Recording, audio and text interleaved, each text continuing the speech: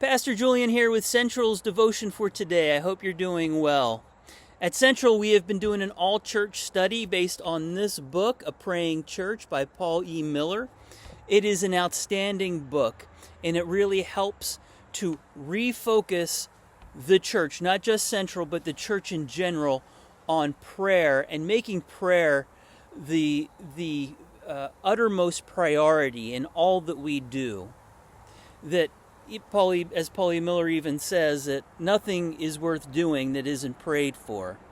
And so we want to bring prayer back into the church in a powerful way and prioritize it above everything else, that everything should be anointed and blessed with prayer at the center, communal prayer amongst believers.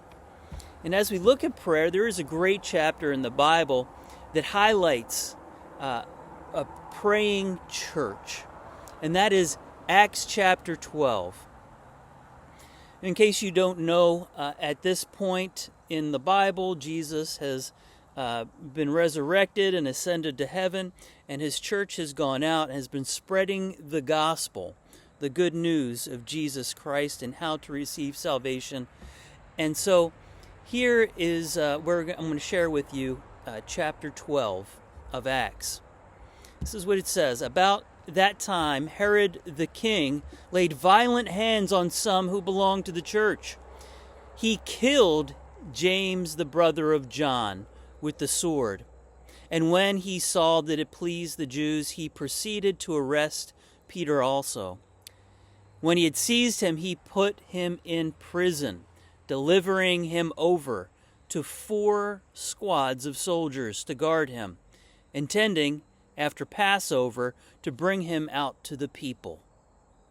So Peter was kept in prison, but earnest prayer for him was made to God by the church. Did you hear that? Verse 5, so Peter was kept in prison, but earnest prayer for him was made to God by the church.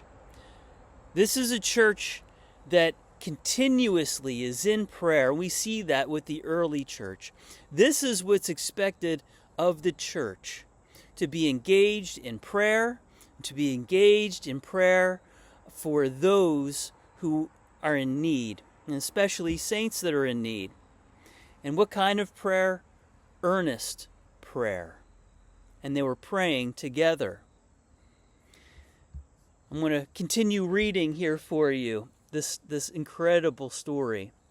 And now when Herod was about to bring him out, on that very night, Peter was sleeping between 2 soldiers bound with 2 chains, and sentries before the door were guarding the prison. And behold, an angel of the Lord stood next to him and shone a light in the cell. He struck Peter on the side and woke him, saying, "Get up quickly." And the chains fell off his hands. And the angel said to him, "Dress yourself and put on your sandals." And he did so. And he said to him, "Wrap your cloak around you and follow me." And he went out and followed him. He did not know that what was being done by the angel was real, but thought that he was seeing a vision. When they had passed the first and second guard, they came to the iron gate leading into the city. It opened for them of its own accord. And they went out and went along the street, and immediately the angel left him. And when Peter came to himself, he said, "Now I'm sure that the Lord has sent his angel and rescued me from the hand of Herod and from all that the Jewish people were expecting." They were expecting him to be punished, and punished to death. Let me continue. When he realized this, he went to the house of Mary, the mother of John, whose other name was Mark, where many were gathered together and praying. How wonderful is that? That this group, this church, that they were in someone's house and they were gathered together and they were praying. And they were praying for Peter. They were praying for other things, but they were certainly praying for Peter all together as one, as a family. And they were about to get the surprise of their lives. I'm going to continue reading verse 12. When he knocked at the door of the gateway, a servant girl named Rhoda came to answer. Recognizing Peter's voice in her joy, she did not open the gate, but ran and reported that Peter was standing at the gate. And they said to her, "You're out of your mind." But she kept insisting it was so, and they kept saying, "It's his angel." But Peter continued knocking, and when they opened, they saw him and were amazed.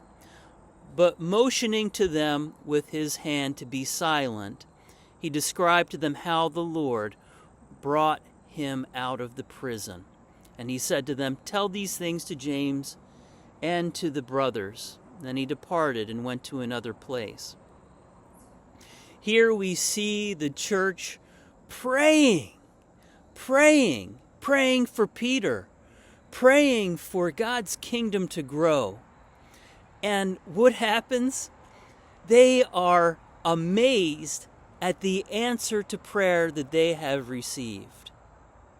Now I'm going to argue that they were filled with hope even before Peter showed up at the house. And this prayer was benefiting them, even aside from being answered. I'm going to read to you from this wonderful book. Paul Miller writes on page 181. He says, "Notice the close connection between love and prayer. By opening up to each other, we're not just loving the people we are praying for, we're also loving the people we are praying with. Praying together opens the door to love, where one person's burdens become everyone's burdens.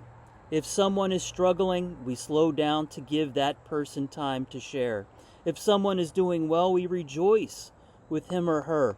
We are attentive to one another, first in conversation and then in prayer. We don't pray together in order to create community.